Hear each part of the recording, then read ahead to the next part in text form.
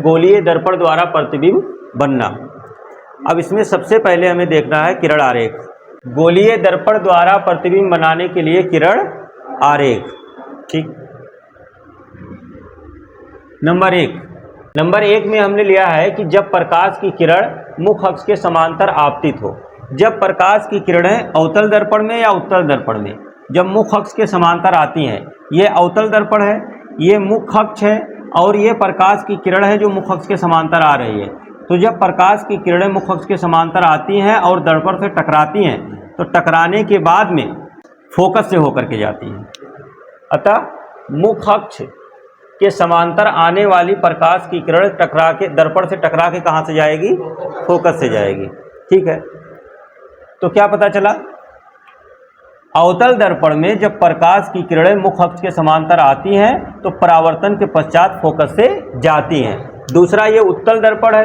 उत्तल दर्पण में क्या होता है? जब प्रकाश की किरणें मुख्य अक्ष के समांतर आती है और दर्पण से परावर्तित होती हैं तो वो फोकस से जाती हुई प्रतीत होती है।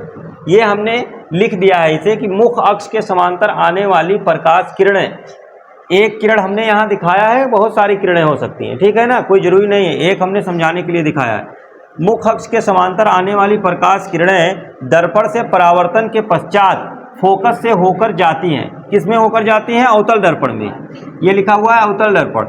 या जाती हुई प्रतीत होती हैं किसमें? उत्तल दर्पण में।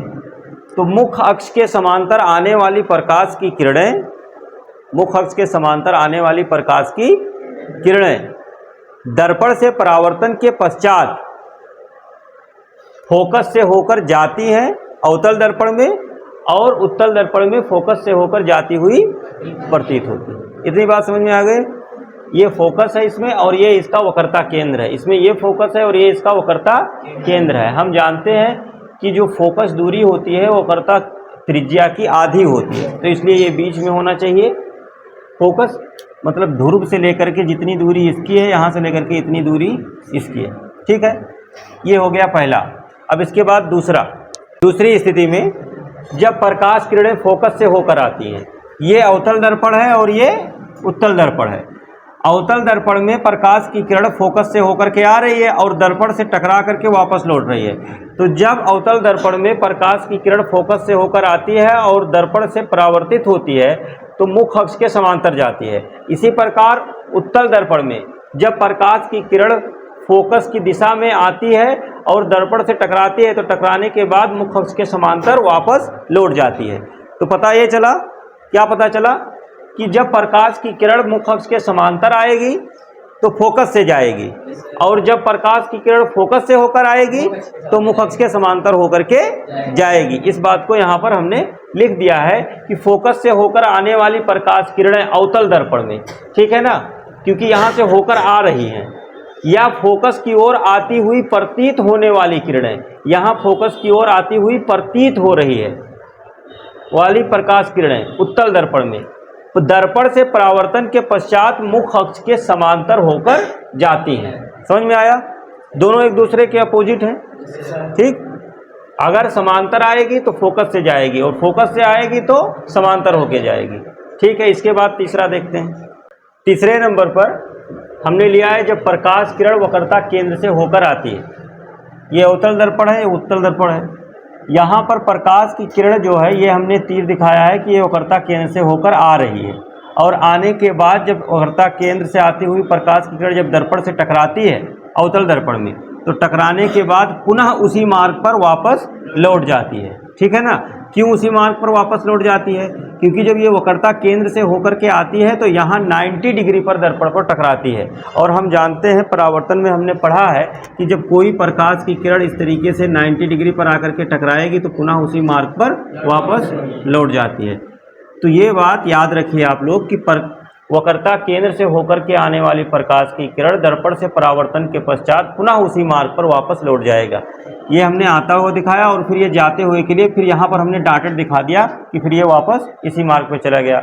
ये उत्तल दर्पण में देखो, ये प्रकाश की किरण वक्रता केंद्र की दिशा में आ रही है ना, वक्रता केंद्र की ओर आती हुई प्रतीत हो रही है ना। तो जब दर्पण से इसका परावर्तन होगा तो ये भी पुनः उसी मार्ग पर वापस लौट जाएगी। ये आने के लिए तीर है और ये लौटकर जाने के लिए तीर है, और इसको हमने यहाँ तक डॉटेड लाइन से मिलाया, इसका मतलब उस दिशा में ये आती हुई प्रतीत हो रही है। ठीक, तो वक्रता केंद्र C से होकर आने वाली प्रकाश किरणें, C से होकर आने वाली कहाँ पर आ रही है? अवतल दर्पण में, अवतल दर्पण में, या वक्रता केंद्र के ओर आती हुई प्रतीत होने वाली किरणें, वक्रता केंद्र की ओर आती हुई प्रतीत होने वाली किरणें। ठीक है ना, ये मैंने ऊपर से दिखाया है, ऐसे भी इधर से भी तो जा सकता है, ठीक है ना, या यहाँ से इस पे ऐसे दिखा सकते हैं। आती हुई प्रतीत होने वाली किरणें उत्तल दर्पण, दर्पण से परावर्तन के पश्चात पुनः उसी मार्ग पर वापस लौट जाती है जिस मार्ग से वो आई है। ठीक है, तो ये 3 हो गए। ठीक है, इसे नोट करिए।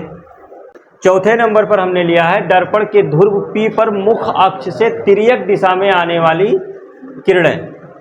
ये दर्पण का ध्रुव है, ये दर्पण का ध्रुव है, ये अवतल दर्पण, ये उत्तल दर्पण। यहाँ दर्पण के ध्रुव पर ये मुख्य अक्ष है, मुख्य अक्ष से तिर्यक दिशा में आने वाली प्रकाश की किरणें, ये आ रही है प्रकाश की किरण। यहाँ पर जो कोण बनेगा इसे आपतन कोण कहते हैं। क्या कहते हैं इसे? आपतन कोण कहते हैं, आई से लिखते हैं। तो आते समय जितना कोण बनाएगी, जाते समय भी उतना ही कोण बनाएगी। मतलब अगर मुख्य अक्ष से तिर्यक दिशा में प्रकाश की किरण आके ध्रुव पर टकराती है तो यहाँ से जितना कोण वो मुख्य अक्ष के साथ आते समय बनाई थी, जाते समय भी उतना ही कोण बना के वापस लौट जाएगी। क्योंकि हम जानते हैं क्योंकि ये 90 डिग्री पर होता है और आपतन कोण परावर्तन कोण के बराबर होता है, तो इसलिए कोण आई बराबर कोण आर, यहाँ के लिए भी और यहाँ के लिए भी। देखो ये तिर्यक दिशा में आकर के ध्रुव पर टकरा रही है तो लौट के भी तिर्यक दिशा में जाएगी और ये आई और आर बराबर होगा। ये हम परावर्तन के नियम में जान चुके हैं। ठीक है, तो ये इसकी 4 स्थितियां हैं, ये चारों स्थितियां आपको अच्छे से प्रैक्टिस कर लेना है तो आपको प्रतिबिंब बनाना